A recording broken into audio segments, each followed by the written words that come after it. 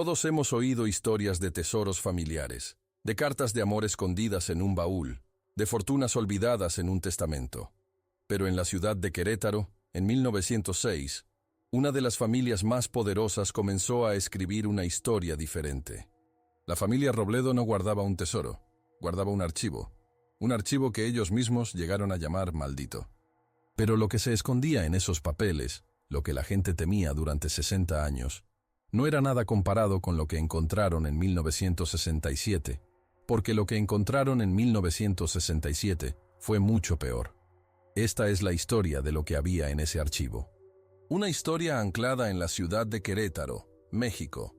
Comienza con un hombre, su obsesión por el control y una habitación que nunca debió ser abierta. Si valoras las historias documentadas como esta, suscríbete. Es la mejor manera de apoyar nuestro trabajo. Comenta también desde qué ciudad nos estás escuchando. Este guión está basado en investigaciones y es factual utilizando fuentes como los archivos municipales de Querétaro y la correspondencia privada de la familia Robledo. Ahora volvamos a la historia. Todo comienza con don Eladio Robledo. En Intospín, 1906, Querétaro es una ciudad de poder y orden bajo el control del presidente Porfirio Díaz.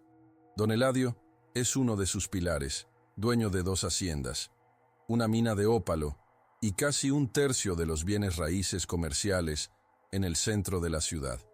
Él no es solo rico, es un hombre de control absoluto y como todos los hombres así, tiene una obsesión: documentarlo. Todo, no solo sus negocios, todo. Registra cada préstamo, cada favor, cada traición, cada secreto de sus amigos y cada debilidad de sus enemigos. Para esto construye una habitación especial en su casona de la calle Real, hoy la calle Madero. La llama el archivo. No es una biblioteca, es una bóveda. Paredes de casi 1 metro de grosor. Una sola puerta de acero con 3 cerrojos. Dentro estantes de cedro del suelo al techo, y en ellos cientos de libros de contabilidad con lomo de cuero negro.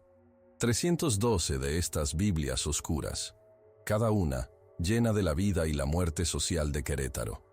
Fotografías de rivales en situaciones comprometedoras, grabaciones en cilindros de cera de confesiones forzadas, contratos firmados bajo amenaza. El archivo es el verdadero poder de don Elvio. Es su Dios y su arma. Durante 4 años, Peter, 1906 a 1910, don Eladio alimenta su archivo. Se le ve entrar cada noche solo y salir al amanecer. Nadie más tiene llave, ni su esposa ni sus 3 hijos. La familia vive en un lujo opresivo, sostenido por los secretos encerrados en esa habitación. Pero en mayo de 1910, justo cuando las primeras chispas de la Revolución Mexicana empiezan a encenderse, don Eladio Robledo muere. No hay violencia, no hay enfermedad conocida. Un ataque al corazón, dice el médico de la familia. Tiene 52 años. Lo encuentran en su despacho la llave del archivo colgada de su cuello. Su hijo mayor, Ricardo, de 28 años, hereda todo, incluida la llave. Ricardo cree que ha heredado el poder de su padre. Intenta usar el archivo como él lo hizo para intimidar, para controlar, para expandir la fortuna. Pero los tiempos han cambiado. La revolución explota. Los hombres a los que Ricardo intenta chantajear ahora tienen rifles y seguidores. El archivo ya no es un arma, es un peligro. En 1914 las tropas de Álvaro Obregón toman Querétaro. La familia Robledo pierde una de sus haciendas. En 1917, con la nueva constitución pierden la segunda. El dinero empieza a acabarse y entonces empiezan a suceder cosas.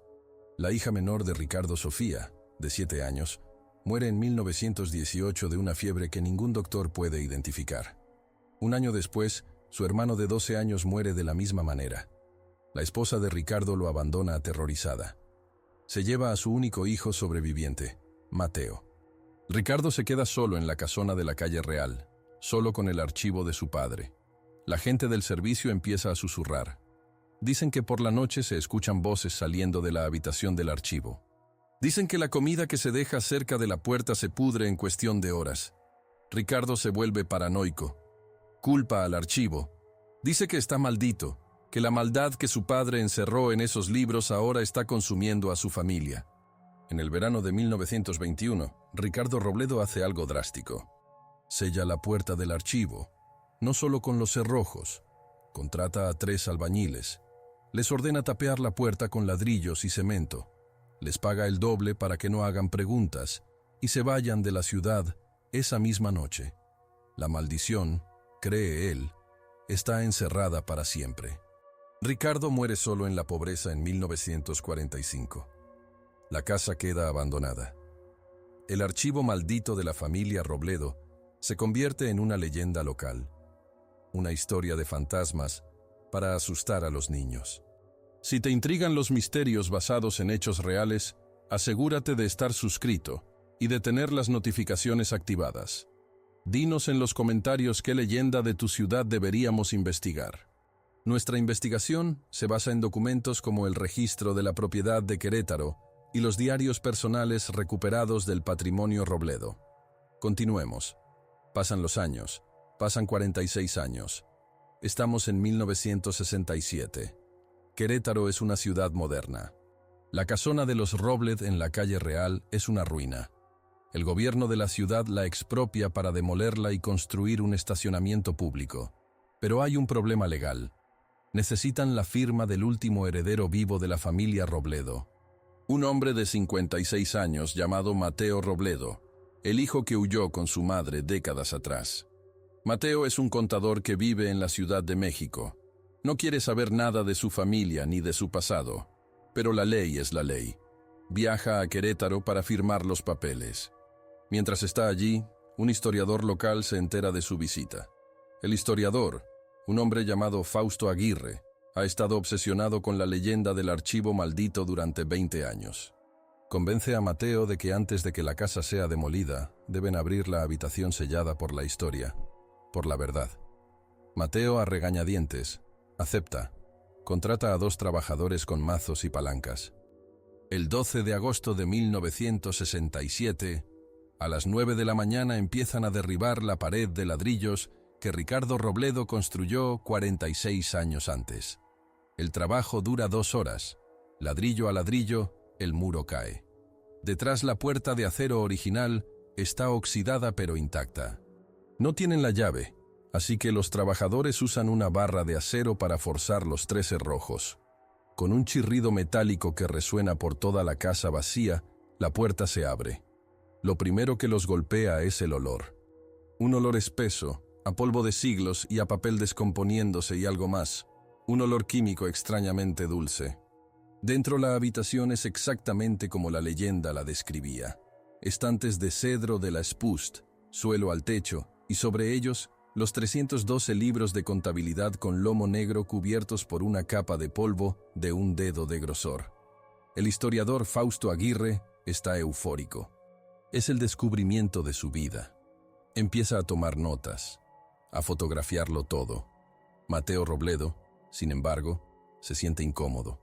Siente un frío que no tiene que ver con la temperatura de la habitación.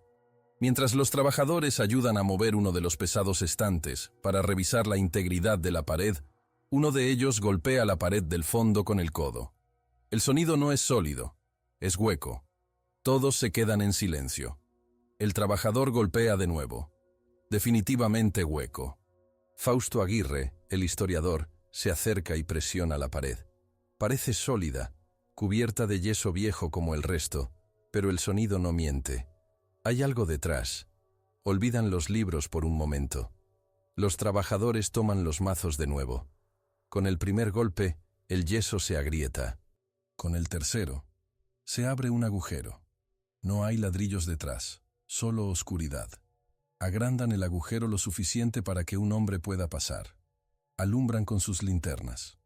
Es otra habitación, una cámara secreta de no más de 3 metros por 3 metros sin ventanas, y lo que hay dentro hace que todos retrocedan. No son más libros, no es oro, son frascos. Decenas de grandes frascos de vidrio, como los que se usan en los laboratorios, alineados en estantes de metal. Dentro de cada frasco, flotando en un líquido o amarillento, hay especmenas, manos, corazones, ojos. Cada frasco tiene una pequeña etiqueta de latón atada con un alambre con un número grabado. Y en el centro de esta horrible habitación hay un pequeño escritorio de metal. Sobre el escritorio solo hay una cosa: un libro más. El número 313-2. Pero este no tiene lomo negro, es de cuero rojo. Mateo Robledo, sintiendo una náusea helada, es el que se atreve a entrar. Camina entre los frascos tratando de no mirar su contenido.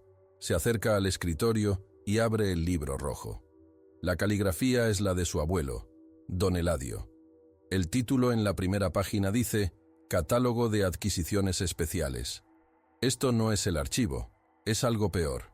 El libro es un registro. Cada número grabado en las etiquetas de latón corresponde a una entrada. En el libro Mateo lee la entrada del número 1. Número 1, mano derecha, perteneciente a José Rivas Capataz. Fecha de adquisición: 7 de enero 1907. Ofensa: robo de 3 sacos de maíz. Lee la siguiente. Número 22. Ojos pertenecientes a Elena Gutiérrez. Fecha de adquisición: de junio 1908. Ofensa: adulterio con un rival de negocios. Uno por uno, los secretos más oscuros de Don Eladio se revelan. Esto no era un registro de pecados ajenos, era un catálogo de sus trofeos. Las personas que lo desafiaron, que le fallaron, que simplemente se cruzaron en su camino, campesinos, rivales, sirvientes, hombres y mujeres. El archivo de afuera era su poder sobre sus almas. Esta habitación era su poder sobre el olor dulce y químico, era el conservante, el formaldehído, que después de 60 años estaba empezando a fallar. La maldición de la familia Robledo no fue sobrenatural, no fueron fantasmas, fue la podredumbre silenciosa de este secreto, la locura y la paranoia que debió sentir Ricardo sabiendo o sospechando lo que su padre había hecho en esa habitación. La enfermedad que mató a sus hijos probablemente no fue una fiebre misteriosa, sino el resultado de vivir en una casa contaminada por los químicos y la descomposición lenta que se filtraba a través de las paredes. Don Eladio no murió de un ataque al corazón. La última página de su diario rojo lo deja claro. Estaba llevando a cabo un experimento consigo mismo. Creía que al coleccionar partes de sus víctimas podía absorber su fuerza vital y alcanzar algún tipo de inmortalidad. La última entrada, fechada un día antes de su muerte, describe una autoinyección de un compuesto que había desarrollado. No fue un ataque al corazón, fue un envenenamiento autoinfligido. El historiador Fausto Aguirre llamó a la policía. La habitación fue sellada como escena de un crimen 60 años después de que los crímenes fueran cometidos, pero nunca se hizo público. Las autoridades de Querétaro en 1967 decidieron que la verdad era demasiado monstruosa. Causaría un pánico, un escándalo que mancharía el nombre de la ciudad. El caso fue enterrado. El informe oficial de la demolición de la casona Robledo, archivado en el municipio, menciona el descubrimiento de documentos históricos dañados y la existencia de una cámara estructuralmente inestable que tuvo que ser rellenada con concreto antes de la demolición. No se menciona ningún frasco, ningún cuerpo. Los 312 libros del archivo fueron clasificados como destruidos por daños de humedad y moho. El libro rojo nunca fue registrado, oficialmente nunca existió. Mateo Robledo firmó los papeles y se fue de Querétaro ese mismo día para no volver jamás. Fausto Aguirre nunca publicó su descubrimiento. Sus notas desaparecieron de los archivos universitarios después de su muerte en 1981. Pero en un anexo técnico del informe de demolición, un ingeniero civil anotó un detalle curioso. Aunque en el área donde se encontraba la cámara secreta, el subsuelo de concreto tenía una mancha oscura e imborrable que cubría unos 10 milímetros. El análisis del suelo reveló altas concentraciones de formaldehído, una mancha química que la historia nunca pudo limpiar.